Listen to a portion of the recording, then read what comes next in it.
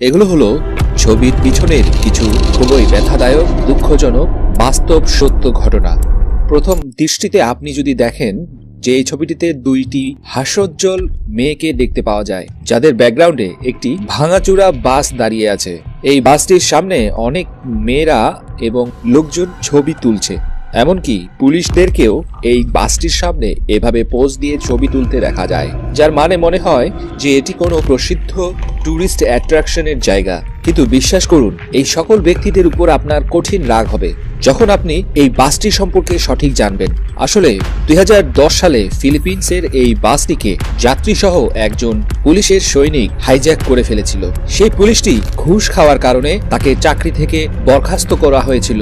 এরপর থেকেই সে দুশ্চিন্তায় গ্রস্ত ছিল। তার দাবি ছিল তাকে পুনরায় তার চাকরিতে যোগদান করার ব্যবস্থা করা। এই বাসটিতে বসে থাকা সকল যাত্রীদেরকে বাঁচানোর জন্য পুলিশেরা সকল রকমের চেষ্টাই করে। এখানে প্রায় 90 মিনিট ধরে দুই পাশ থেকেই ফায়ারিং হয়। এই ঘটনার পর সেই সৈনিক, পুলিশ সহ 8 জন নিরপরাধ যাত্রীরাও মারা যায়।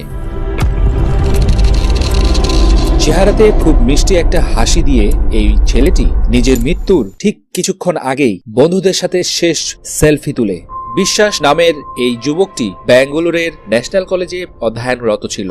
2017 সালে কলেজের একটি ট্যুরে রামানগরম নামের এক জেলায় 10 ফিট গভীর একটি পুকুরে গোসল করার জন্য একসাথে সকলেই নামে। সেখানে সকল ফ্রেন্ডরাই অনেক মজা মাস্তি করে এবং নিজেদের মোবাইলে অনেকগুলো সেলফিও তুলে। এখান থেকে বের হয়ে সকল ছেলেরাই এক মন্দিরের দিকে রওনা হয়। প্রায় 1 ঘন্টা পর তারা খেয়াল করে যে বিশ্বাস নামের সেই বন্ধুটিকে তারা পাচ্ছে না। বিশ্বাস তাদের সাথে নেই। তারপর তারা সন্ধান করে পেল যে এই একটি ছবিতে যেখানে বিশ্বাস পানিতে ডুবে যাচ্ছিল।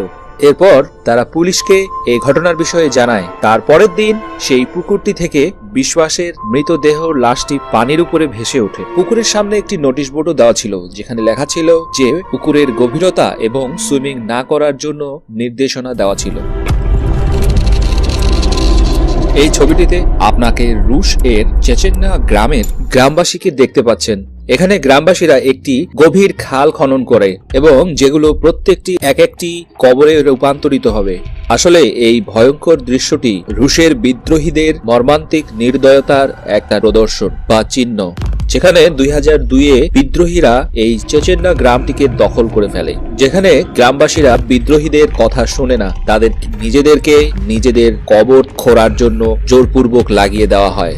যেখানে অনেক লোকজনকে একসাথে বসিয়ে বোম দিয়ে উড়িয়ে দেওয়া হয়, তারপর মাটি দিয়ে চাপা দেওয়া হয়। এই ছবিটি হচ্ছে প্রমাণ যে দোজক বলুন বা নরক বলুন, সেটা এই পৃথিবীতেই পাওয়া যাবে।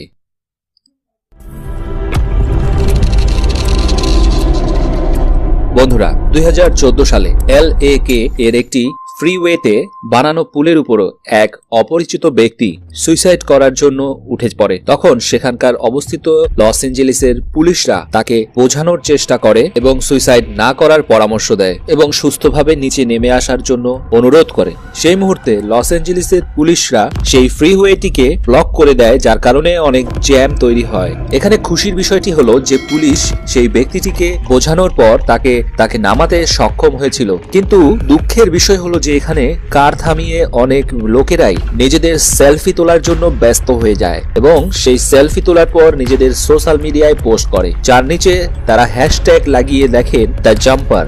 জানি না যে তারা কেমন লোক ছিল যারা বেহায়ার মতো সেলফি তোলার জন্য ব্যস্ত হয়ে গেছিল। এদিকে এক ব্যক্তি মরতে চলেছে আর তারা সেলফি তোলা নিয়ে ব্যস্ত ছিল, যে কিছু সময়ের মধ্যে এক ব্যক্তি চিরতরে নিহত হয়ে যাবে, আর সেই মুহূর্তে এনারা সেলফি তোলা নিয়ে ব্যস্ত।